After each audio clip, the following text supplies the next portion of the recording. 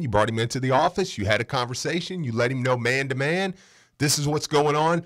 I tend to believe that Bobby already kind of knew, right, this was coming.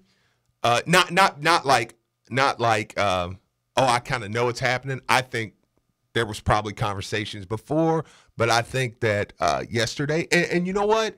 They're paying him his money. And good for U of L. How about that? Good for them, how about that? Like, okay, like we're gonna talk about the entire press conference, right? In Sure. particulars. Sorry. It's fine. Sorry about that, y'all. We're gonna talk about the entire Vince. Sorry about that, y'all. Vince, I'm giving you credit right now, Vince. He's sitting there calling me saying, "Hey, Marcus, don't forget to tell him how I handle my business." Right, Vince, I got you. I'm good. I got you. I'm good. So here's the thing. Press conference, you're asked that question. Yeah. Do you plan on paying him his money? Yes. Next question. Mm-hmm. Right? Like no awkwardness. Think about it. Every Louisville fan took a deep breath at 7 of the questions he was asked. He responded to them so fast, so crisp, so direct that you left the press conference like, uh-oh. Right. Well, me personally, as not shocked as I am that he killed it, right? Yeah. It was another notch in his belt. Like to me, yesterday to me was nothing about Bobby Petrino. It was about Vince Tyree and his dealings. Yeah. Yeah, no, I agree. And I thought Vince handled it well. Again, I mean, that from top to bottom. And you tell me where there's ever been a firing in anything that's not a little awkward. So yeah, but I didn't see much. I didn't see criticism on his firing. Like I didn't see people really have a problem with. I didn't even see people really argue the fact that he should be fired. Right? No, I don't, because I don't think there was an argument. I mean, I think that goes back to your point, where I think that Vince Tyree allowed it to play out to the point where even the guy who was hanging on to the very end that you shouldn't get rid of Bobby was like, I don't know, maybe it's time for a change. Right. Yeah. And to be able to think about the value in this.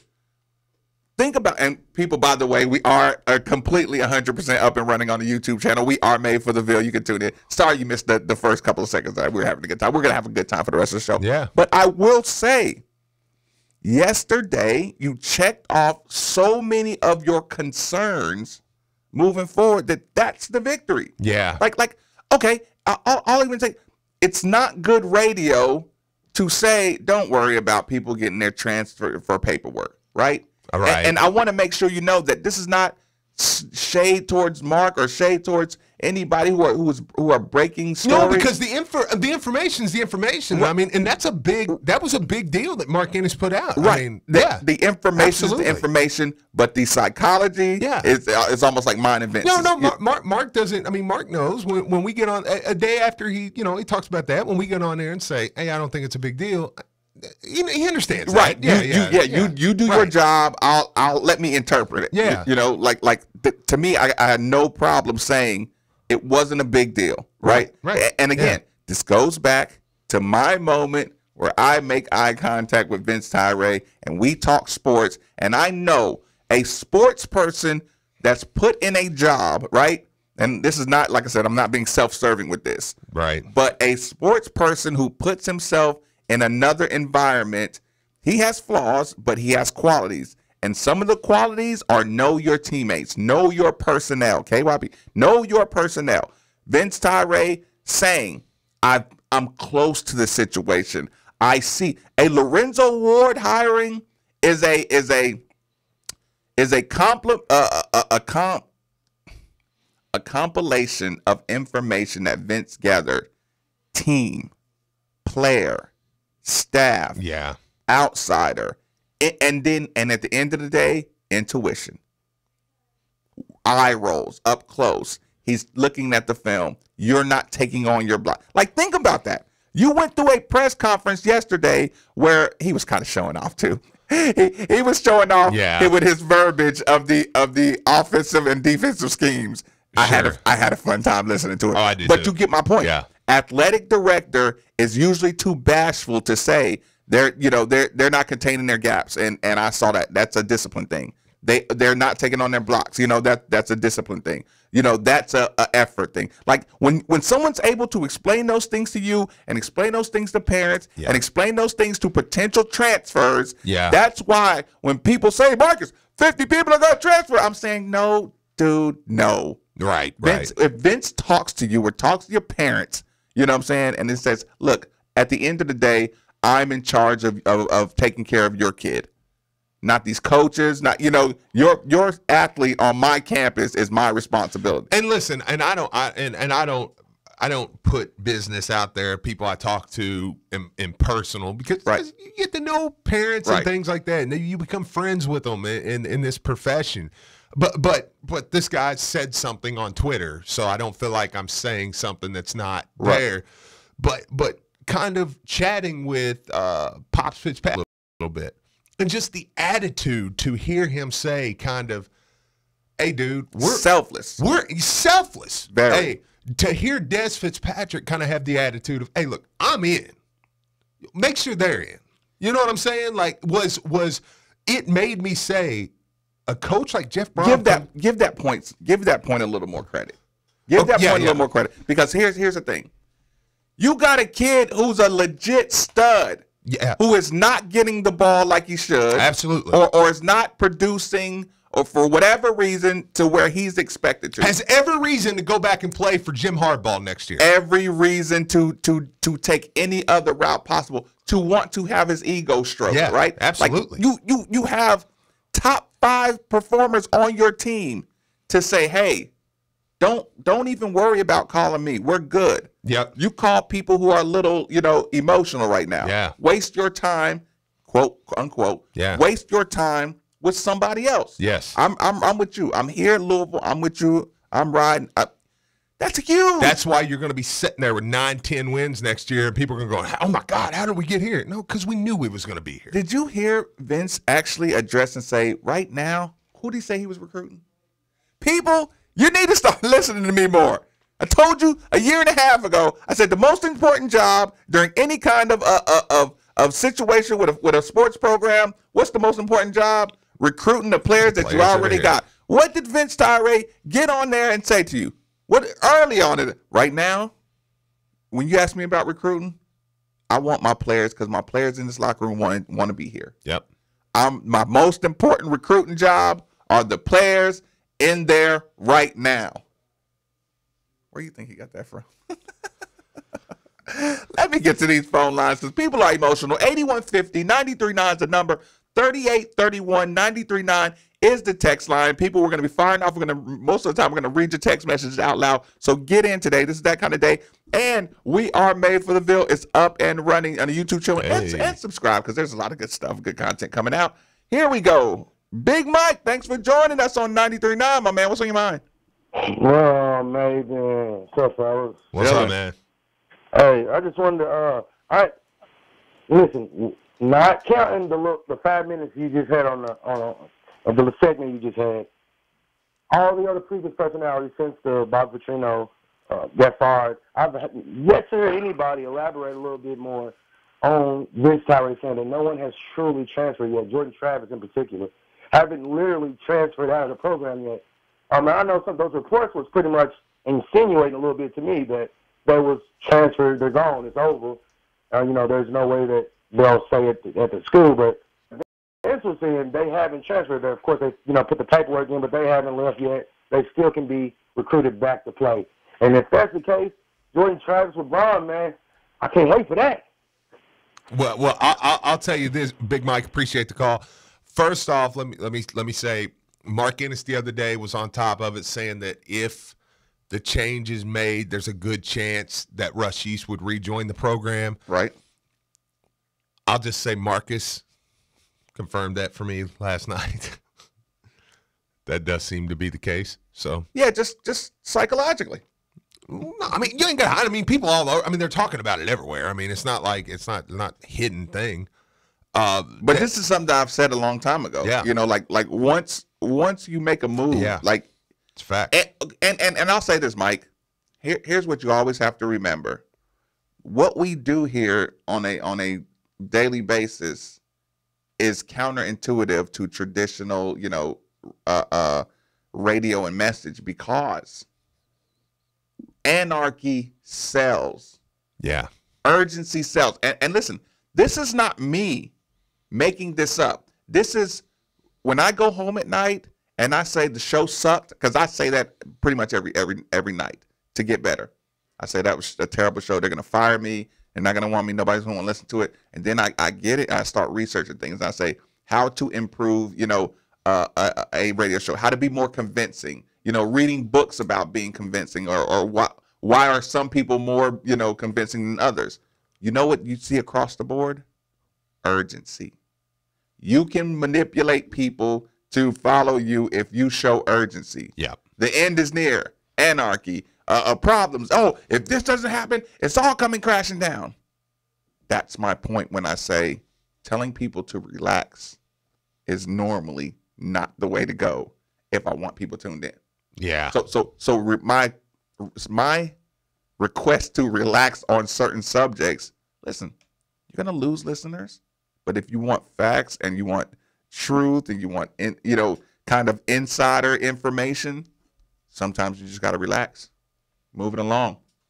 Softball Dad Dustin, thanks for joining us on Midday with Marcus Maven. What's on your mind? Good morning, fellas. So I'm just going to preface this entire thing with, hang with me, all right? Okay. That's a tough way to start a conversation around here. I know. Is Katina incarcerated? No. Or is she out? Not incarcerated. I have no idea. Well, I hope she's listening, because I need to thank her. Fair enough. And I say that because we wouldn't be where we are today. Look, I'm not piling on, but for all the jackwagon conspiracy theorists that thought because Vince played baseball at the University of Kentucky that he was not going to do us right. Yesterday proved he is a Louisville guy, right? So we wouldn't be here if it wasn't for Katina. And Andre, thank you too, Andre. Vince proved yesterday that you don't have to be a jerk to get things done, right? I listen. I know what you're saying. I appreciate the call. I mean, I don't know if that was insinuating that everybody else was just jerks and to get things done. Yeah, and I get your point. Like I get the. I wouldn't make that point. Right. I get the basis. I get what you're saying, and I will say. I mean, Steve and I have made the point. Going through the kind of the bloodletting, you know what I'm saying? Yeah. Gets you in a. We would sign up. We would sign up for some sort of scandal, hypothetically, to have 15 years of great coaching. Yeah. In your two main sports. It goes back to what I said. I never would have thought. I always thought when we had, Bobby and Rick and Tom here, I said, okay, I was kind of like, man, we'll either just Mark will take over and then maybe little Rick was going to, right. Before, obviously, now right. I wouldn't have said that. But before, you're like, you kind of keep some continuity. And if you do hire different, it's going to be a little bit of a drop, almost like a Kentucky hiring Billy G, like a drop off, and then you come back. Right. I never in my wildest dreams thought we would be sitting here with someone as good as Vince Tyree, Chris Mack, and Jeff Brom, most likely. That is just – so to his point, I mean, that is a little like, wow. Younger guys that are – the future of the program – You got young coaches. My sons are going to grow up knowing Mac, Brom, Tyree. That's going to be and that's no shade at Jeff Walls and Ken Lola and Dan McDonald and Rexy Karma and all them. That, the whole thing is like a machine that is just continuing to go. And it is incredible. You mean like a car, a nice car? Well, yes. And that's kudos to Tom and them. You can mock them all you want, but at the end of the day, right. You just had to get in and push drive. 20 years. Yeah. 20 years you've been on that. And it's a beautiful thing. And here we are. We're set. Cool guy, Don. Thanks for joining us on 93.9, my man. What's on your mind? Fellas. Happy Monday, man. How y'all doing? Absolutely. Yes, sir. Definitely happy Monday. Man, I just want to start off by saying that I'd like to thank Bobby, for the Heisman, for both stints that he brung in, and that's why he's getting all the money, and that's why we're saving him the pressure of having to walk out there 2 more games. Just go ahead and get started with your new path, and we appreciate everything he's done. Mm-hmm. But looking into the future, I've started looking at Brom and all of the train that he has behind him right now, and I just started asking myself, has he really proven that he could really lead us to the next level? Because I'm not sure he's even reached the level that Bobby has reached at this point. And it kind of goes in with the Chris Mack hire too, which we're trying to get these top younger coaches, but have they really proven that they can get to what we're trying to get to? Listen, I appreciate the call. Young coaches and proven coaches don't exist. Young coaches that win championships are not, that's a unicorn with 3 horns. Like, doesn't exist, right? Yeah. So you like asking for that. I get what you're saying, but if you're going to come up with a perfect, in the world we live in of college sports, the unicorns are the up and comers that you think want to be here. A big 10-minute dissertation of Vince Tyree's entire press conference was, listen, if we lose someone because of buyout money, like he talked about it. He didn't make it awkward. It's a big buyout. He said, this is I don't know if people notice this. I don't know. You and I didn't talk about this, Steve. Yeah. But he talked about it. He could have threw shade about the buyout of Bobby Petrino, right? He said, we're in a different landscape 5 years ago. Mm-hmm. That buyout was necessary. Yeah. But in a nutshell, it's a ever-changing financial, like, think about it. The HD and the attendance and everything changes from year to year. He didn't throw shade on buyout. He said, moving forward, you will not have, guaranteed buyouts just for anything. Right. And he explained it. In my negotiating strategy, if a buyout is the thing that stops us from signing a coach, then that coach doesn't really want to be here, and I don't want him here. Right. If a player has made it clear they don't want, I'm not going to talk players out of leaving. I'm going to give them the plan. Yeah. And I'm going to say, if you don't want to be here, then we don't want you here. But I'm going to let you know the plan is good and our expectations. Yeah. Right? Like he actually broke this stuff down to you. So that's not even hedging your bets. If we don't get a Brom, it'll be buyout. Like if we don't get our guy, it's not because we're not paying him the market value. We're paying him the right market value, give or take. Yeah. But we're just not doing that crazy buyout thing. He's putting more emphasis on people who want to be here rather than trying to compete with the big guns. These facilities are awesome. He's confident in the facilities, confident in the program, confident in his leadership and the morale of the university.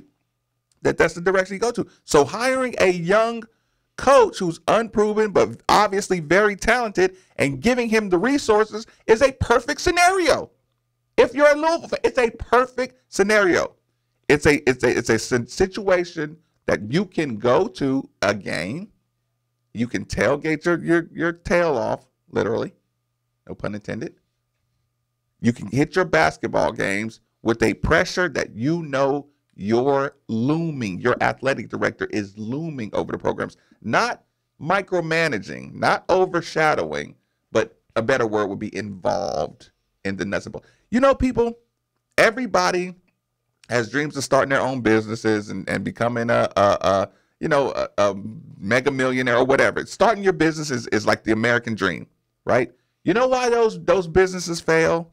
Because everybody wants to own their business instead of run their business. They don't want to start the business and sleep in the back room of their company. They want to tell everybody 100%. That I own and I have people working for me. And this guy has been in the job, year and a half, whatever, right? Yeah. However long he's been in this job, He knows more family members and more players and more coaches, in an intimate, setting than probably 98.6% of all the athletic directors, right? Yes. That's a new business, and that's being hands-on with every aspect of the business. If you go to somebody's business and you meet the owner, you're like, let me see the manager. And they say, I am the manager. Well, let me see the owner. I am the owner. You know what? Your whole attitude changes. Mm-hmm. Hey, you're at a game, you're talking to a guy about sports, you're talking, this guy seems like know a lot about the team. Like at a field hockey game. Yeah. Random parent, random fan. Man, I really like the way this place is being, run. And this is, and the guy says, yeah, oh yeah, well, she's a good girl. She's helping out with here. And oh yeah, well, what's your name again? You know what I'm saying? I'm Vince. Oh, Vince. Yeah, Vince Tyree. Nice to meet you. Wait a minute. Wait, you're Vince Tyree? And you're sitting here in the third row of the bleachers of a field hockey game, and you know every name front and back? Like, he does that. People, and I'm telling you, when he's showing off, you give him every right to show off because he's putting in the individual ground work on a daily basis. He absolutely is, man. And yesterday, to me, it was just another feather in that cap. Jack, thanks for joining us on 93.9, my man. Fire away. Hey, thanks for taking my call. First, I have a comment, and then I have a question, and I'm really going to lean on your, I guess, expertise, your experiences being a former. Don't be uncomfortable saying. Look, don't be uncomfortable saying expertise. I feel you. But the first comment I have is, I hope the fans show up these next two games, and my feeling's always been this: you show up for the kids.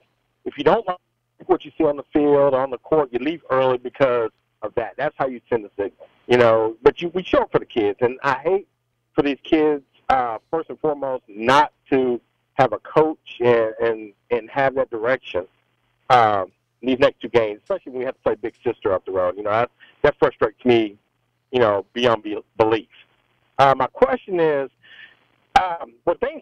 we know things were bad. We saw the effort and lack of effort on the field, but were things so bad in the locker room that you make this move now? And I guess I'm asking because y'all have the inside scoop. You see a lot of things that we're not privy to.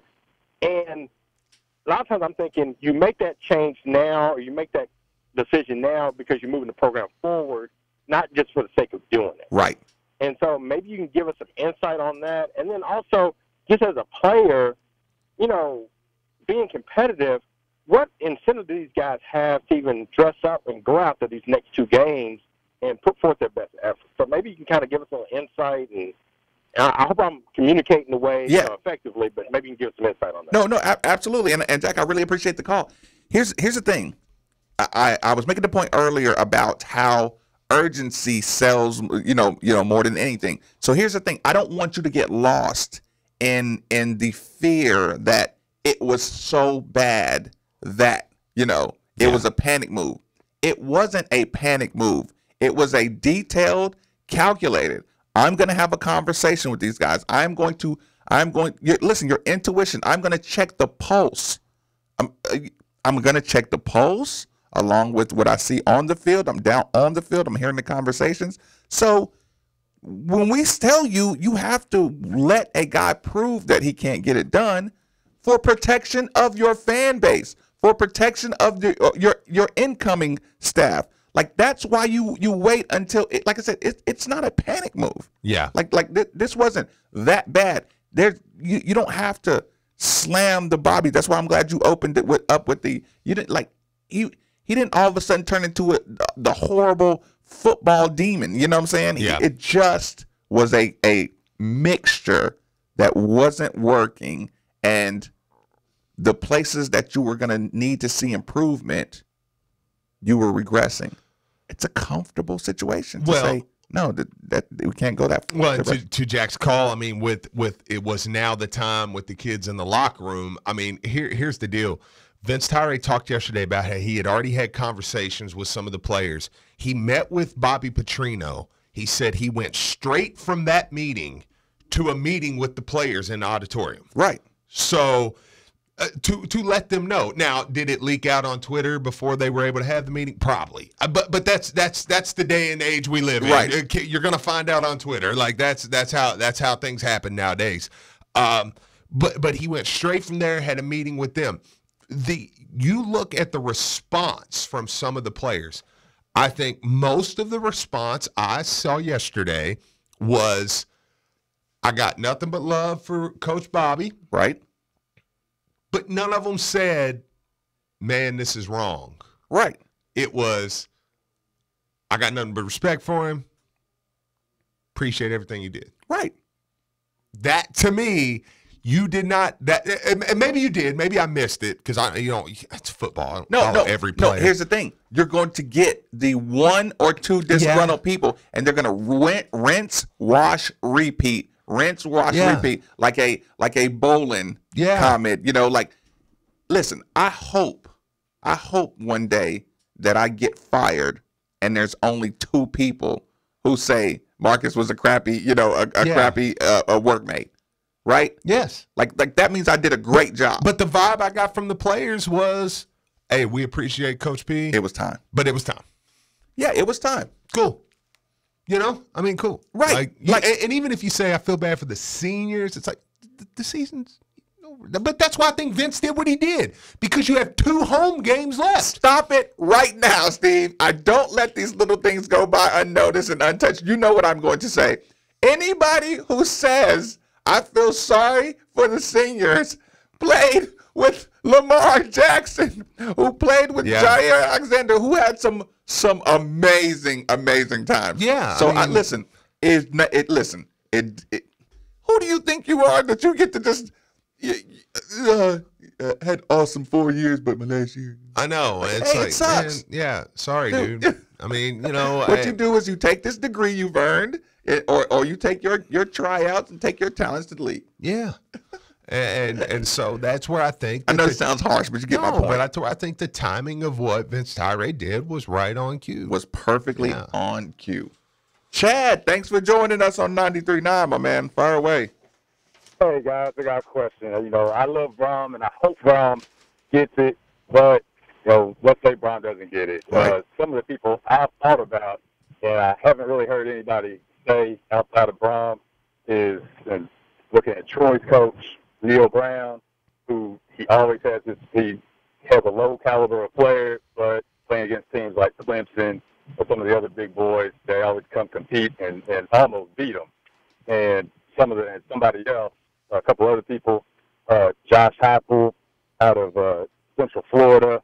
If you look at his past, he always has about a top 15, top 10 offense. It comes from a nice pedigree, Big 12 offense, Oklahoma, and still has that machine rolling down in UCF. I think he's poised to make a big jump. Let me ask you this. What do you think the odds are that it's not Jeff Brom? Oh, I think it's low. I'm just playing devil's advocate. Well, I think it's well, and Chad, and to appreciate it, man. But to Chad's point, anytime you have a coaching search, we did it in basketball. It is fun. Vince Tyree is getting more calls than he's giving. Yeah, and I think he did in basketball too. But even as a fan, places like Louisville, you don't want to do coaching searches very often. So when you do, you want to kind of look at a couple candidates, Right. Just so happens Louisville had 2 coaching searches that basically said they were perfect matches. Right. And here's the thing with Chad. Here, when you say you always have a small list ready to go, because your coaches could either get poached or they could, or you'd have to fire them. But right. Here's the thing. I know what people are saying when you look at stats and you look at some other team and you look at their style of play, right? All that's cute, but you realize how hand in hand an athletic director and a coach have to work together. Yeah. Like they have to be in unison. Mm-hmm. So what people, when you say, I don't understand why they're not just running around trying to go, because you can't just randomly, think about it. we talk about Bobby Petrino getting fired. I'm not talking about the family hires. I'm talking about the outside family hires. Bobby Petrino made hires with people he wasn't tight with, right? Yeah. I mean, would that be a fair assessment? Yeah. Yeah. Definitely. So when things start going south, if you don't have a relationship, if you don't have some kind of historical, like I can't do a full sweeping background check on you if I don't know you. Right. The kind of background checks Louisville has to do right now are a lot more than just $50 and punching your name into, whatever site you want to do, look at somebody's criminal record. No, you have to do what's he really like? Like really like, what was he like when he was 18? Yeah.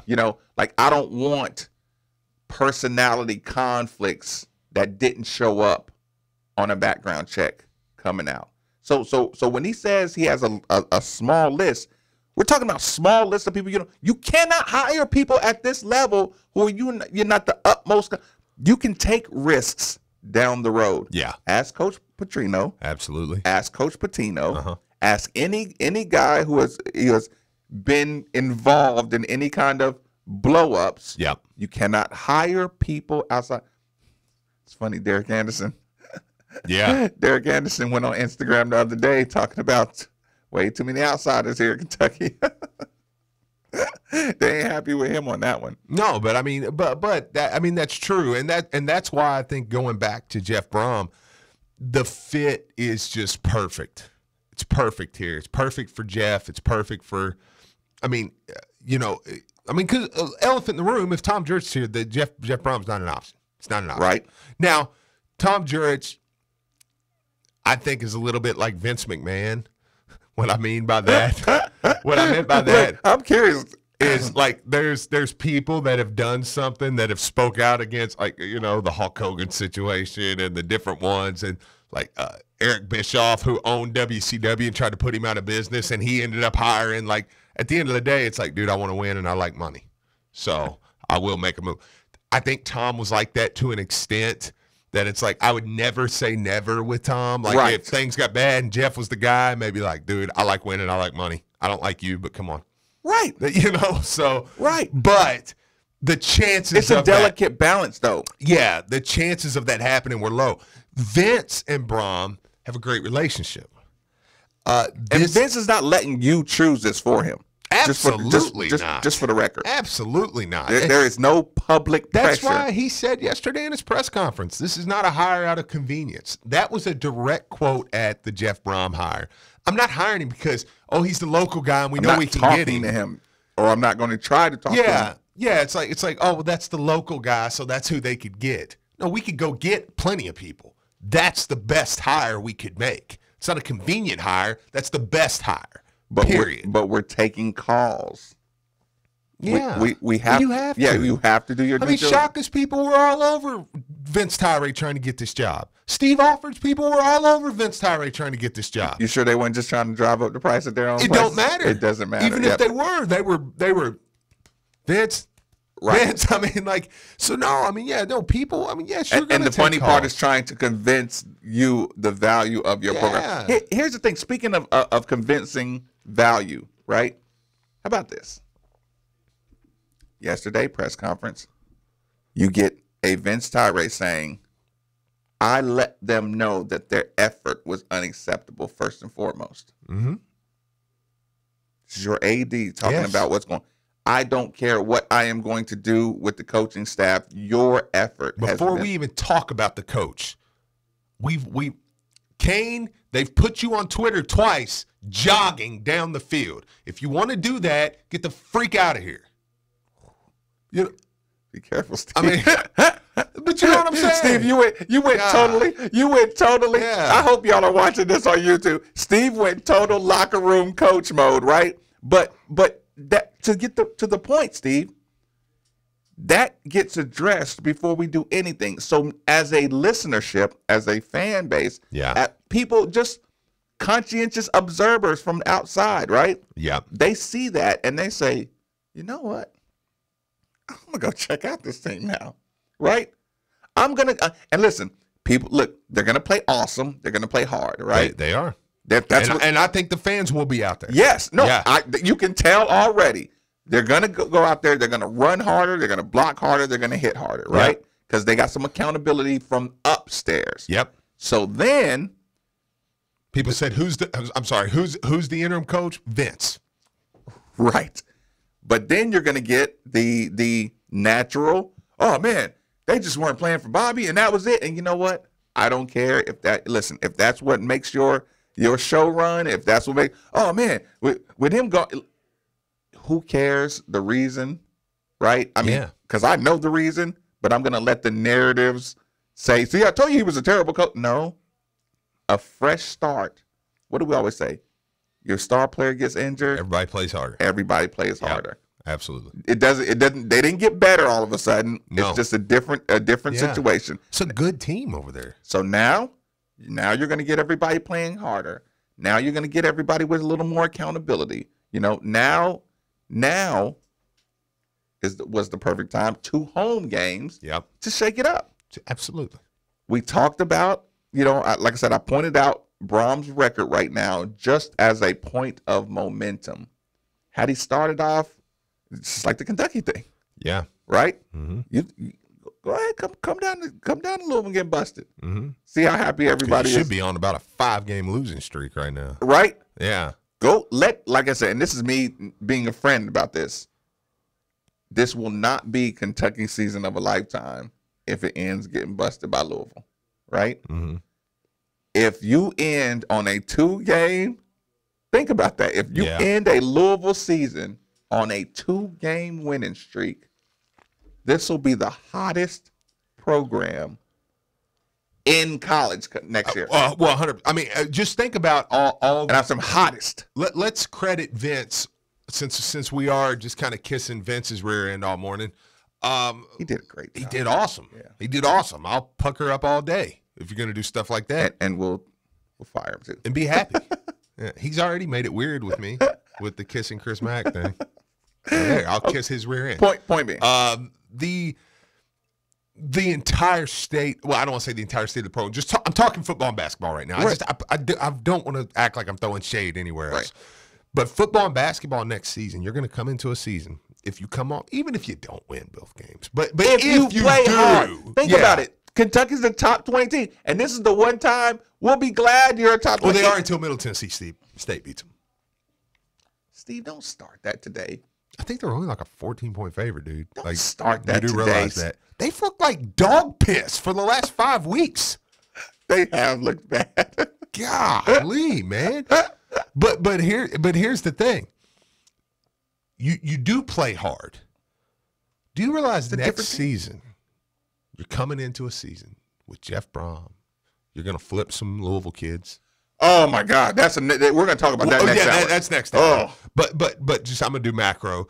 You're going to have Notre Dame coming in, big time game. The basketball team, you're going to have a top 10 team with all these recruits coming in. Do you realize I'm going to probably cryogenically freeze myself somewhere around April and just unthaw in August? Right. Because I'm going to wish. I can't do another summer like this. I'm going to sit in a corner biting my nails all through the summer, just like, come on. But here's the thing. All you have to do, which is going to be terrible for radio. Yeah. All you have to do is play really, really hard. Yes. All you have to do as a fan base, rock that stadium, let them know we're here. These recruits, like it's another bat signal, right? Right. You go to this game, you see them out there hitting like they've never hit before. You see them running like they've never ran before. You simplify the offense, right? Because when you simplify offenses, you have to play harder. You have to hit harder. You have to be stronger. Yeah, absolutely, dude. Right? So you see that, and listen, let North Carolina State get out of here 21-24. You like, Oh boy, we had y'all on the ropes, right? Let's go, Kentucky. I know. Like that's how you leave the game. Steve. Well, the last two games are going to be fun if they're nothing else. Right. Yeah, right. We're going to have fun. I think they're going to be NIT-ish. Yeah, right. Yeah. That's exactly what this is. This is a football version of NIT. Yeah. You get out there, you watch it up close. If you see those guys just giving it up, you leave. Like I said, you leave that game because there's no way you give up those stupid numbers, right? Right. You come out here, you put up a representative effort. Everybody's leaving the thing with positive momentum, and you're pumped about Kentucky. Oh, sure. You're pumped. You're like, bring them on, bring them in here. Like I said, everybody does their part, and you come in here. Like I said, the Brom thing is going to be just like the Mac thing, where they're going to say, this dude is going to be a problem at Louisville. He's probably going to be preseason ACC Coach of the Year. And I'm not just – listen, I said it about Mac. He comes here, first thing everybody reports, SI.com, CBS Sports, Fox Sports, everybody. Chris, top hire of the entire Division I college basketball. Chris Mack is the best hire. You don't think your football team with a Jeff Brom at Louisville is going to be one of the top 5? It's going to be the coaches? best hire. I say the best, but I'm saying a soft version of the best hire is going to be top 5. Yeah. Jeff Brom, nationally noted, potential Coach of the Year candidate, potential ACC Coach of the Year. It's going to be wrong if it plays out. When they play hard against NC State, you want Thanksgiving dinner at the Rummages? It's going to be like, boy, y'all better not come in there and lose. Right. I know. Think about that idea. All you do is play hard against North Carolina State, cheer hard, put on a visual display. Those recruits, we got to talk about that. Oh, yeah. Damon, thanks for joining us on 93.9, my man. Fire away. Hey, I don't even know how to come at this one, but first of all, I'm not gonna be upset if Jeff Brom gets the job. I mean, I thought that we should have looked at him earlier, for real. And I was a fan. I've always been a fan of the family. My father played with his father, Flagey. But my problem is that these coaching searches or these athletic directors having a small list of guys, because what that equates to, and tell me if I'm wrong, but this is what I've seen the last couple of times in Louisville. I've seen Charlie Strong leave. Vance Johnson is joked off as a potential candidate, for the job. I see Petrino leaving now, and, what's his name, Lorenzo? I don't even Lorenzo Ward? Yeah, I'm sorry. I don't mean to disrespect the man, but he's the caretaker now, and he's not even being treated as a potential candidate for the job. And also in basketball, you saw, when Pitino went down, Kenny Payne's name was thrown around, and I didn't want him to be the coach, but he was laughed off as a potential candidate for the job. So are these lists that these ADs having, including minority candidates? I know, Shaka Smart was thrown around when Chris Mack's name came up, but Chris Mack was always number one on that. Right. So I'm trying to, how do you sit with that, Marcus? No, my question. Listen, I absolutely know what you're saying. I appreciate what you're saying. Here's the thing. Some of those situations, listen, if you say Chris Mack, and you have to acknowledge that he is the hottest potential basketball coach, and if you say minority candidate, Shaka Smart was the next name thrown around the most. Now, the legitimacy of every coaching search, I can't tell you. That's a war that I can't fight because I don't know. Well, nobody knows. Right. Yeah, I mean, other than the people doing it. And listen, being uncomfortable, saying there's not enough minority candidates, that's a fine feeling. That's a fine perspective. Sure. But here's the thing: when you're bringing in let's say Dino Babers for example. Well, because he probably is the second candidate. Right. But I also don't like to play that game either. My point is, if there was a Dino Babers trying to get the job, and when you say laughed off, you're saying laughed off by media. You're saying laughed off by outsiders. Yeah. They're not laughing these guys off in the front office. Like when you talk about a Shaka Smart, they're not laughing about that idea. They're saying we have to do our due diligence with a Shaka Smart, with a Dino Babers. That's more like a political conversation when you talk about, bringing the coaching search into sports. And again, you can have the nepotism conversation. That's going to be the same emotional, outrage as hiring minority candidates. Well, the only reason I don't, and I'm coming from a different perspective, obviously. Right. I'm white, if you didn't know. A lot of people don't know. Some people don't know that. I am very sensitive to that, as far as I don't play the game where I'm like, well, all of our second guys were black. It's like, okay, yeah. But I personally just have never got the sense that the guys getting the job, Mac, Brom, weren't just because they are the best hires, period. See, that's what I'm saying. You kind of lose that fight when they're the best candidates. Yeah, that's kind of my thing. Now, do I think there's an issue nationally with that? Heck yeah. Right. But again, that's a political conversation that you can have all the time. Yeah, definitely. But here's the thing. If Shaka Smart is waiting to get the job and then you hire that guy, you know what I'm saying? Oh, yeah. Then you can say, hey, Steve offered and Shaka Smart wanted the job. And I'm like, well, no. You're not a Steve Offer guy. No. During the commercial break, we're going to talk about your problem with Steve Offer. We're going to do some psychotherapy, people. Here we do. We're going to cut this is top of the hour break. Recruiting conversation. Big time recruiting conversation. Big time basketball conversation. You're not going to listen. Sometimes cutting into break, I say, get ready for Steve. Brian, you got that playoff music on? Because I don't hear it. You had a look on your face like you had the playoff music going. Here's the thing, Steve. I'm gonna need you to not get us kicked off the air when you start having basketball conversation. If you're gonna mention rivals, be nice. Be a little nice. No. We're rolling, people. Midday with Marcus, baby. Quick commercial break. 8150 93.9 is the number on 93.9 The Ville.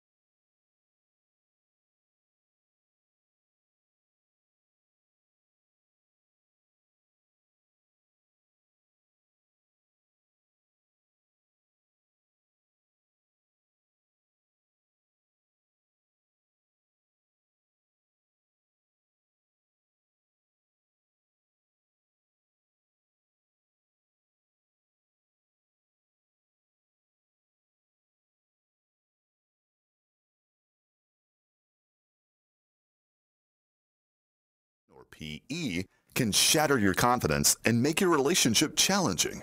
You can put an end to these issues.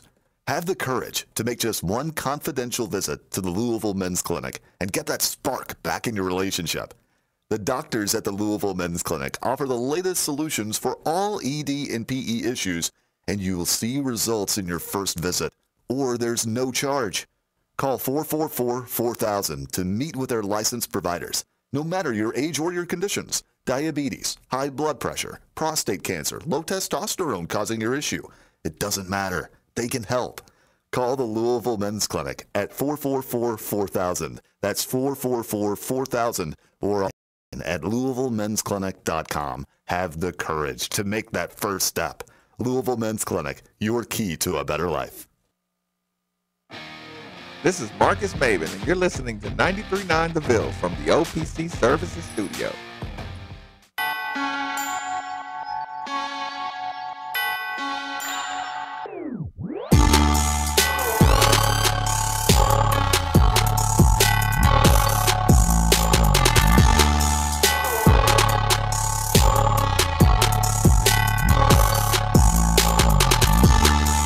You're listening to Middays with Marcus Maben, broadcasting live from the OPC Pest Services Studio on 93.9 The Ville. Now, here's Marcus Maben and Steve Rummage. Welcome back. It's Midday with Marcus Maven. 8150 93.9 is the number. 93.9 is the station. So Steve and I really didn't get a chance to clean up any of our conversation during the commercial break. We got things to do. So Steve, you've been over there scrolling and you got that look in your eye. And I always can't wait to get right back on the radio when you go, right? You do that. And I say, you must be reading something really, really good over there. I do have one of those. Thank you, B-Hall. Now we got two. So here's the thing, Steve. You read something during break and you went, Steve, I'm curious. 93.9 listeners are curious.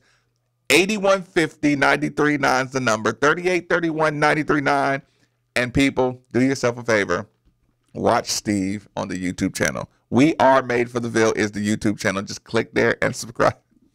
He's throwing the air pistols at the camera right now, but you get the point.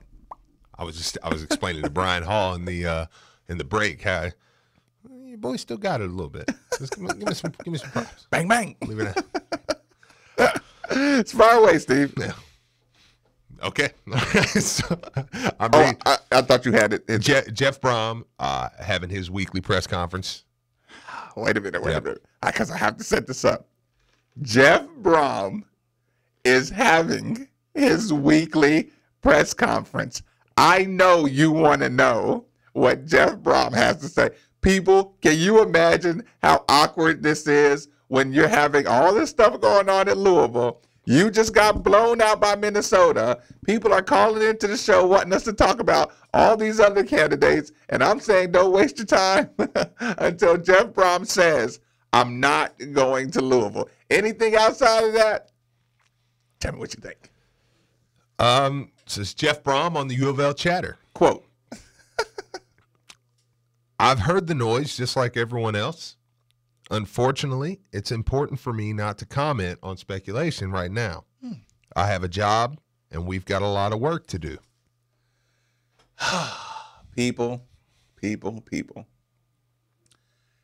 don't have to answer this out loud. How long have you been a sports fan?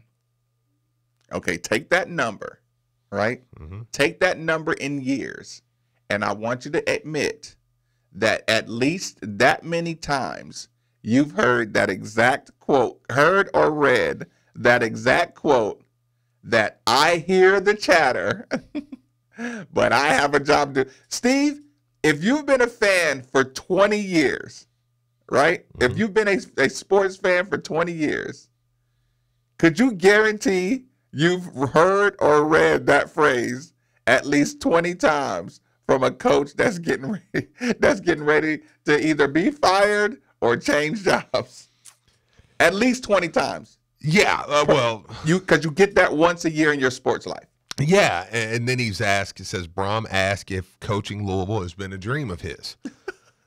Boy, they not holding back, are they? He said, no, it is not. But I liked where I lived and where I played, and I have a great appreciation for that. Oh, there you go. We're not getting them. Steve, take that quote and turn it into "we're not getting them" because that'll be better radio. Panic radio. Yeah, but I'm not doing that because you are going to get him. No, Steve, our ratings are going to plummet because we are not forcing outrage. We're not forcing panic. Just like we weren't when they were like, man, Chris Mack got a 1 seed in Xavier. Think he's going to leave Xavier? He's got a 1 seed. Yeah. Is that how they sound, Steve? Who was that? Who were you just imagining right now when you were thinking about Chris Mack? That, you know what? That is what they were saying, Steve, in that voice. Oh, my God.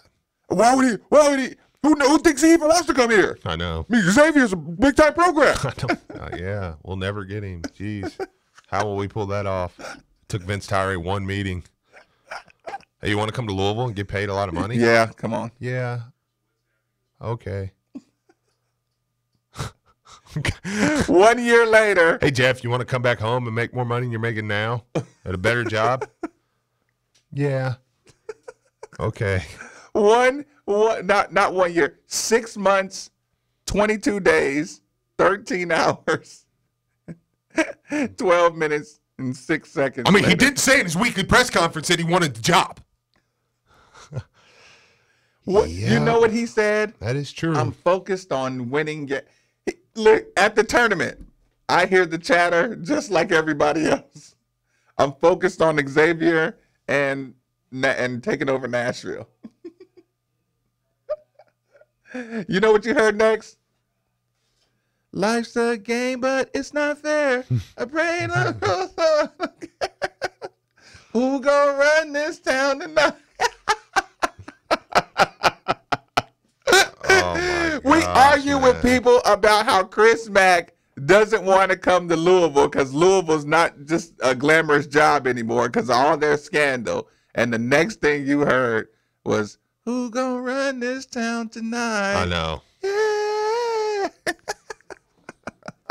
Ralph, thanks for joining us on 93.9, my man. Fire away. How you doing? Long time no speak.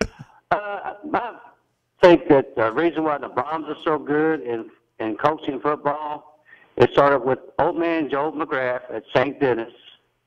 Then from St. Denis, he went to learn to be a coach under Bobby Petrino. Then he went to Florida and learned under the best, Howard Snellenberger. Right. That's why he's so good. That's all I have to say. Yeah. Ralph, I appreciate the call. It's not a bad point. I mean, listen, like, if you want to argue that, like what would be your argument that you don't see him succeeding here? Well, I mean, you could. I don't know.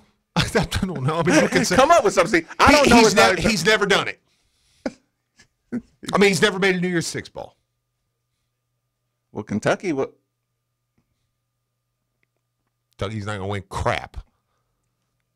Are you sure? Yes. They have 3 losses. Yeah, that was fun. That was fun. You didn't get to watch the Tennessee game? I didn't. Oh, man. I was actually, me and a couple of the parents were doing chains. we were the chain crew for one of the games. Oh, and that's when you text me say you're gonna. Oh my God, Steve! People.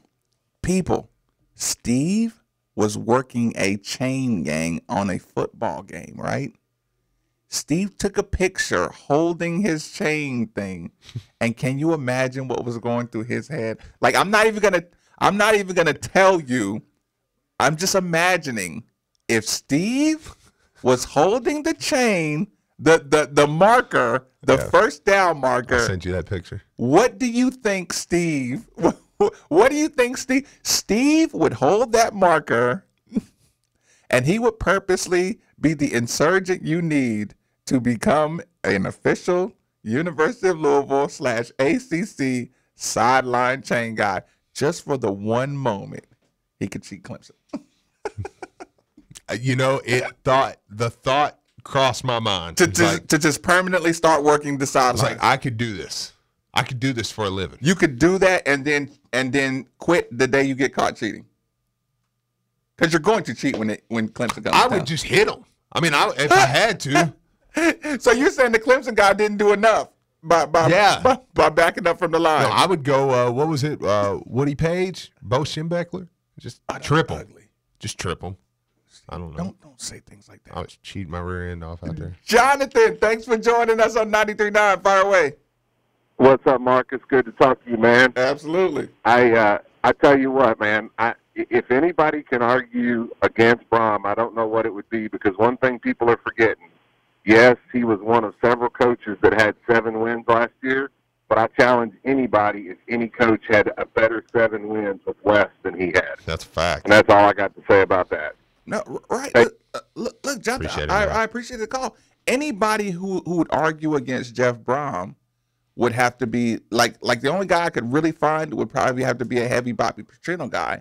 And then I can just argue back with that. Like, he has Bobby Petrino's playbook. Yeah. Absolutely. You have the playbook. Yes. With a little more pep, you know? Yeah, no, I mean, absolutely. I mean, it's Seattle Fall. Thanks for joining us. You got to turn down that radio, though. Oh, I don't have the radio on, man. Oh, yeah. We were echoing good. We're good. We're good. Never mind. Fire away. Hey, big shout out to U of L soccer team. Beat 3 ranked teams in a row. Ooh. Could be harder to win the ACC championship than the actual national championship in soccer. It's like ACC baseball and soccer are like the 2 best conferences in that sport. Right.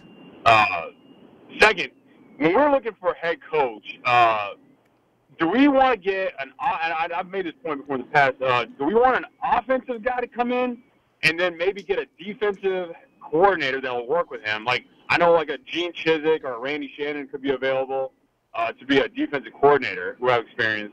So maybe, or do we go after a assistant in the division like a Brett Venables who knows how to beat Clemson, because that's really the gold standard that we're trying to get at. We got to beat Clemson. No, listen, that's a fact, Paul. I appreciate the call. Here's the only few hangups with what you're saying. First of all, you have to go offensive coordinator first. You have to be able to move the ball. The way the rules have changed, you have to go offensive coordinator first. Steve and I talked about this on Friday. The other problem, the hangup, is your natural geography. You are not going to get the same level of defensive linemen to just go 4-3 or 5-2 and stop teams like you want to.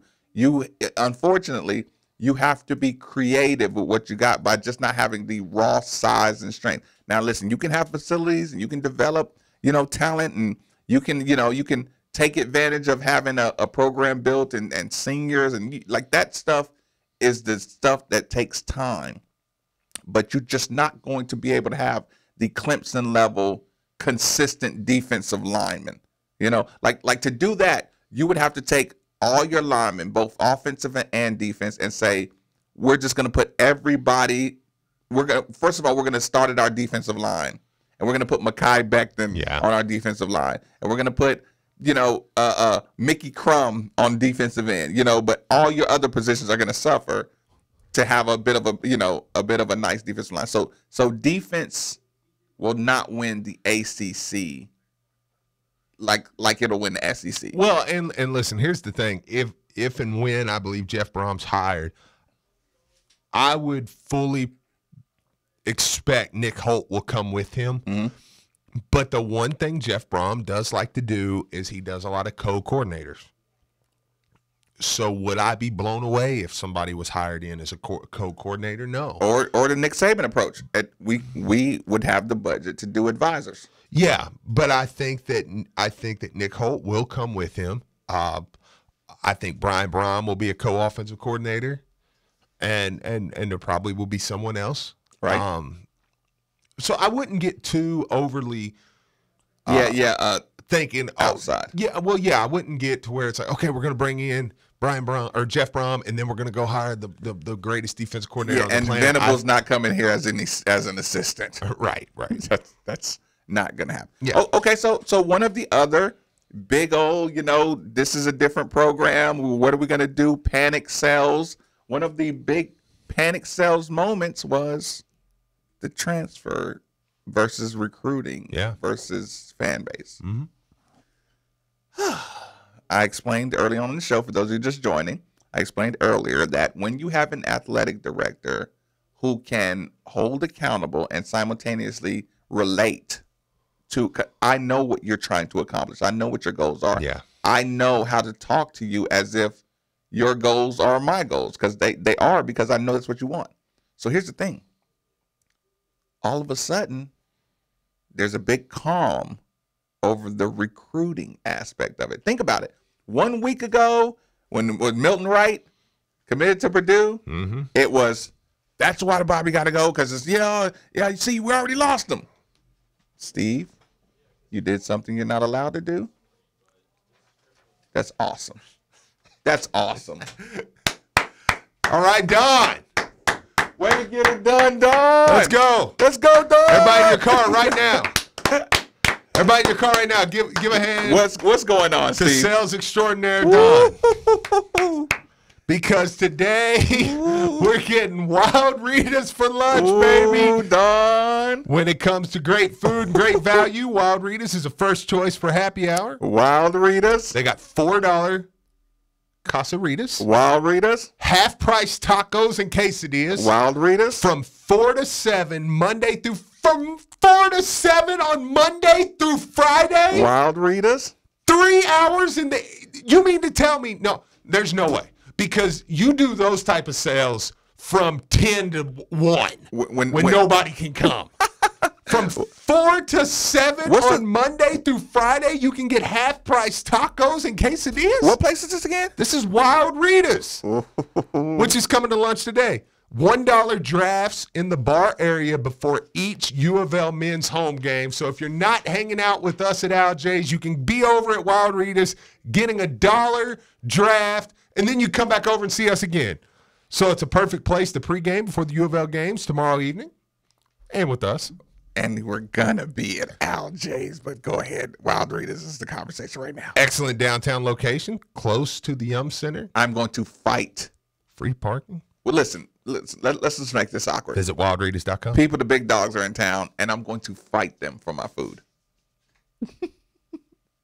Y'all got enough money already. Yeah, I need to eat. Eating is the most important thing. So, do we have a ETA on this, Brian? Oh, no, Steve, don't do that. I believe about 30 to 40 minutes. Okay. I believe Dawn's getting ready to head out to get that food right now. Okay. Don't make Dawn go. Somebody else should go. Send Just Dawn out there. whoever her account. She's got to go schmooze. Is she's gone. Okay, good. Dawn, put a jacket on. Right. Jeez. Ready. It's freezing out there. Okay. So here's the thing.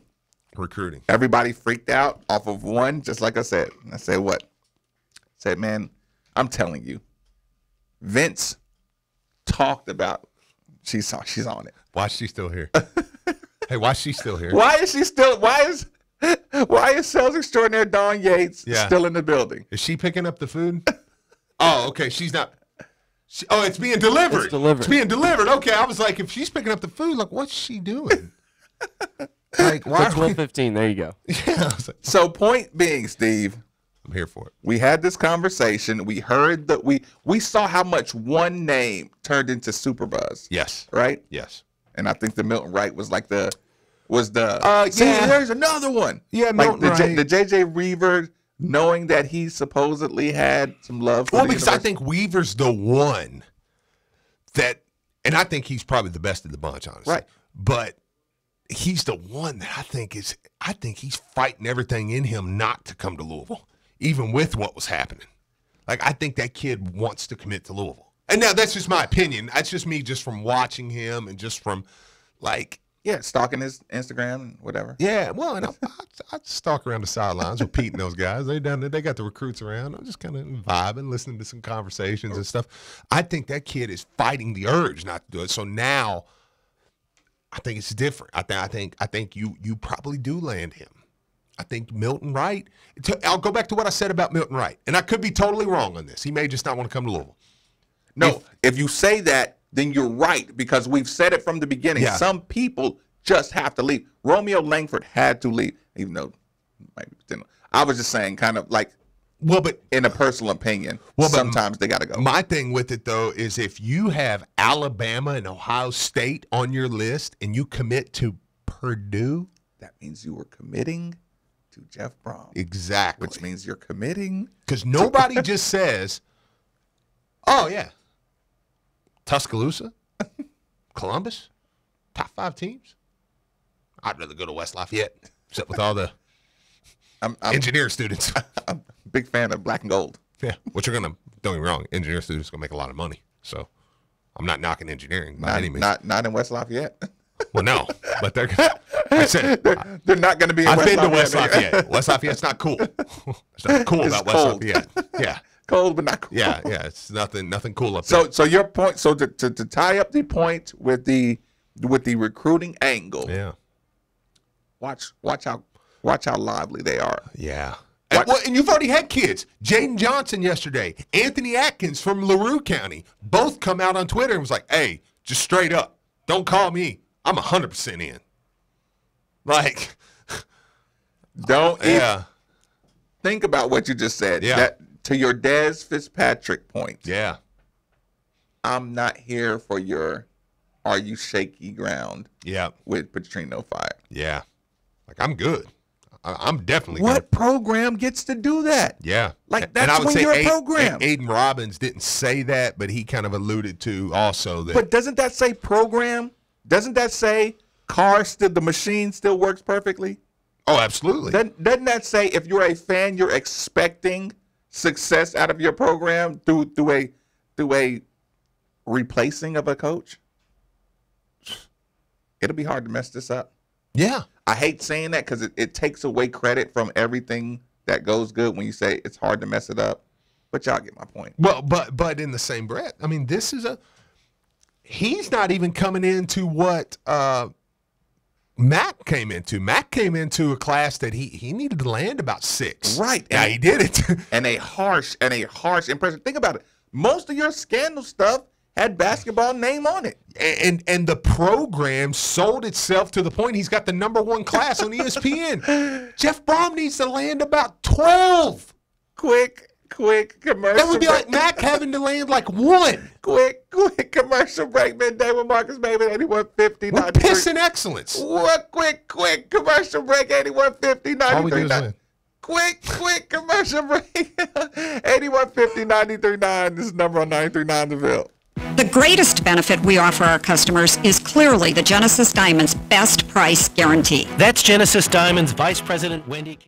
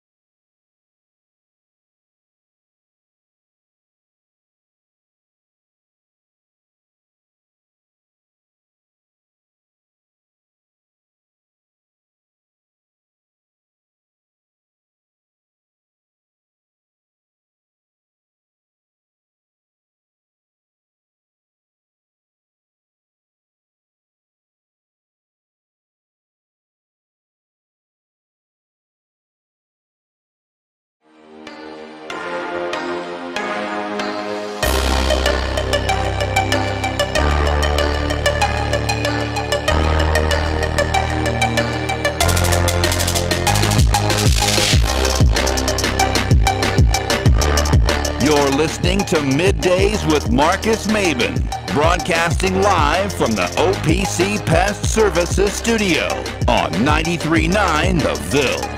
Take D and then we'll do Globe Auto. Maben and Steve Rummage. Welcome back. Welcome back. It's Midday with Marcus Maben, 8150. 93.9 is the number. 93.9 is the station. Intern Selena doing her thing. Oh, you cut that too quick. You got to let that roll. She said she immediately turned around and pointed at Brian. So she's learning exactly how you throw somebody under the bus.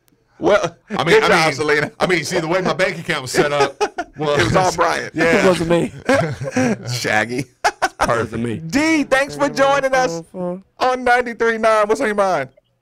Oh, man, listen, I think Mr. Tyree was extremely surgical with this decision when he did it.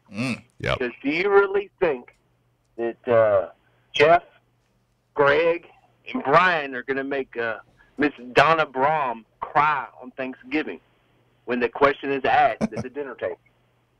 Are you coming to Louisville or not? And if they say, well, she's going to start crying. So I think this is a very surgical decision. And, listen, it's a no-brainer. No-brainer. Right. So, all right, y'all have a good one. Love listening to you guys. Y'all are constantly my recreation while I'm at work from 10 to 12. Appreciate that, man. Yeah, appreciate the call. Don't get fired messing with us because we will. Or do. You know what? D's a regular. He always calls in. You know what? What better way to go out? There's plenty of other ways to go I would out. rather you get fired than don't like hurt somebody. Get fired because I'm listening to too much Steve and Marcus. Yes, dang right, man. Nothing wrong with that. Heck yeah, boy. There's just so much. I can't do it. Halfway encourage it. So There's people, so much good Monday. going on. Listen, when I think Mondays, I think Globe Auto. Awesome. When I think Mondays, I think Globe Auto. I do too. Kenny. Yes, I do. I think of Kenny. I think of Globe Auto Sales. And I this love is Kenny. I around. kiss Kenny right on the forehead right now. I would too. This is around the globe with Globe Auto Sales, and you can get out to Globe Auto Sales at 5705 Bargetown Road. That is their Louisville location. I believe I looked on their website. It looks like they're getting a second location at 109 Guthrie Drive in Bargetown, and it's GlobeAutosOnline.com. We're on our way. Yeah, told you your boy's got a little something. Yeah, he's expanding now. He's got two locations. So people, just before we go any further, expansion at Globe Auto. I'll let you figure that one out. Keep going, Brian. Interesting. Yeah, and I'm happy with my car from Globe Auto. I know you guys are too, and they can help you. Be sure to get out to GlobeAutosOnline.com. Check out their inventory. If they have it, great. If they don't, Kenny will go out and find it for you. Kenny, I put my letters on all by myself, and they're straight. They look good. I was like, hey, does it say Rummage? And he's like, no, it says Range Rover. Brian said, does it say Rummage? I thought you put Rummage on his it says Range Rover. It says Range Rover. Rover. I'm not that arrogant. I would never put Rummage on my car. But my license plate now. All right, so let's kick it off in the ACC and talk about Wake Forest pulling off the win at North Carolina State. Number 14 North Carolina State going down 27-23. I want a rematch against Wake Forest with Lorenzo Ward. I just want to play the next two games. I want to win now. Tell me you want to win right now. I do. Okay, good. The next two games. Good. Bardstown, baby. There's really only one game I want to get to, but we're gonna keep kind of going down the path. We'll stay with the ACC and come on, don't cheat me out of my Globe Autos. Yeah, number 2 Clemson pulled off the 27-7 win against number 17 Boston College. Teams are slowing down. Let's just get to Clemson, Alabama. Yeah, I want to see what they got. Again, we're trying to fast forward through the football season, I guess. No, I enjoy it. Number 23 Fresno State goes down at Boise State 24-17. All right. You remember when we were like in conversations with the Louisville's like the new Boise. Do you remember the conference that when they were talking about the Big East getting Boise, they were going to, I thought it was kind of cool. They were going to pick up the Boise, the all those, and they were talking about maybe getting like Kansas, and they were going to have to fly 10 hours for one game. I thought it was cool. Yeah. I like where we're at now. Boise. Yeah. Number 10 Ohio State knocks off number 18 Michigan State at Michigan State 26-6. All right. Michigan. What am I saying? Michigan State. Ohio State. Woo! Brown caught a body. Yep. And again, we are talking about about a week ago, the Alabama-Clemson title game. Well, Alabama rolled again this weekend at home against number 16 Mississippi State, winning 24-0. I've watched no SEC football outside. Never mind. Keep going, Brian. I won money on that. Woo! Another top 25 team going down is number 21 Iowa. Northwestern went to number 21 Iowa and took them down 14-10. The Wildcats got a W. Good job, Northwestern. Good job, Wildcats. Sorry. Yes. Sorry. I knew the Wildcats would get some kind of W. Good job, Wildcats. Wildcats. Listen, I needed that Northwestern win because it put your people out. Yeah, it mathematically put Brom out of the Big Ten. Sorry, Brian. We'll make it up to you. This is this was not a top 25 upset, but it's just a good game. Number 6 Oklahoma pulled off the 48-47 win against Oklahoma State. That was so lucky. That was Oklahoma State had them. Yeah, that's what I thought. Come on, Gundy. Oh, I man, know. I'm 40.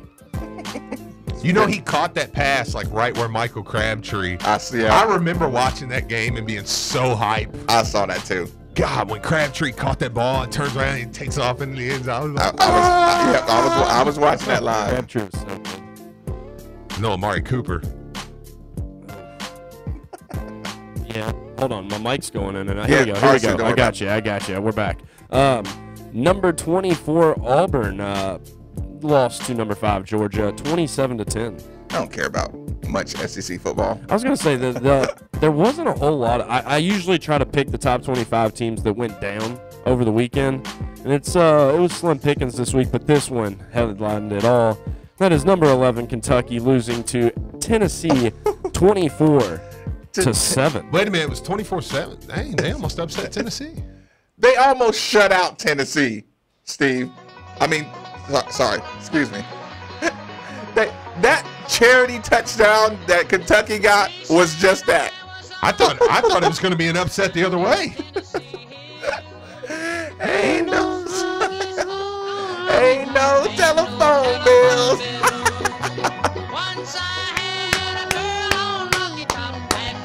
Good job, boss. Y'all did it, baby.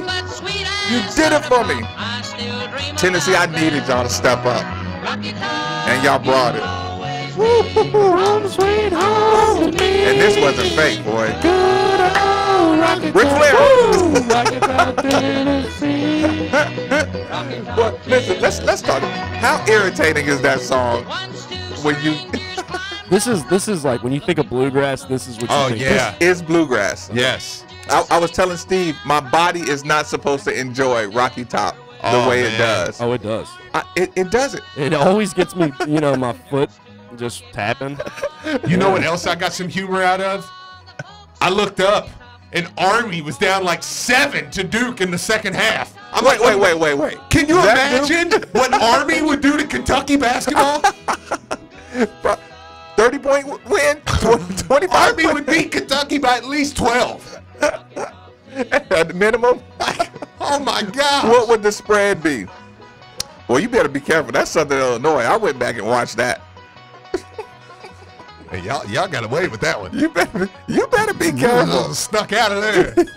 Get that rear end top by one of these Robert Morrises if you want to. The boy, I'm telling you, right now, Kentucky fans, I'm holding back an army of Louisville fans that are ready to just like rush out in the community. Like picture that. You know the football tunnels where they got the one guy holding everybody back? Yeah. Everybody's rocking like this. Just the Louisville fans right now are in that tunnel, and you got Steve Rummage, Marcus Maben, and Brian Hall trying to hold back because they're ready to storm the football world.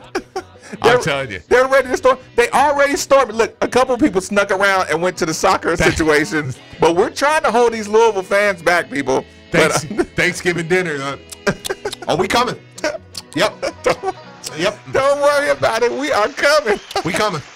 Yeah, we got you. We got something for you. You better eat before we get before we get to the table, because there won't be much. We can't promise there will be much food left for anybody in college sports. Yeah, well, I guess that concludes our Around the Globe with Globe Auto Sales at 5705 Bardstown Road, or at their new location, 109 Guthrie Drive in Bardstown. Globe Auto's online. Check them out. Listen, Kentucky fans buy cars too. I'm telling y'all, there's nothing more irritating on the planet. Head over here to Bill's Auto Shop. Than excited Louisville fans. Buy here, pay here. And I get it. people. They don't even check credit. I get it, people. Just give them some money, and he gives you a car. You know we're coming, right? Like I can see, I can hear. Y'all know we're coming. Honey, check his truck out. That the F-150 or the F2?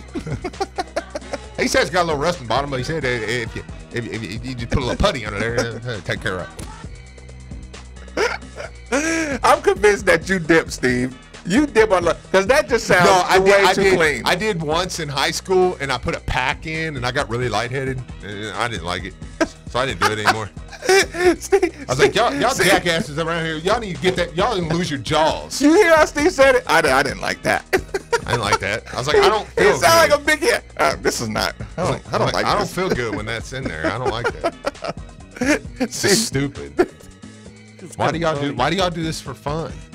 Is this fun? Is this fun to you guys?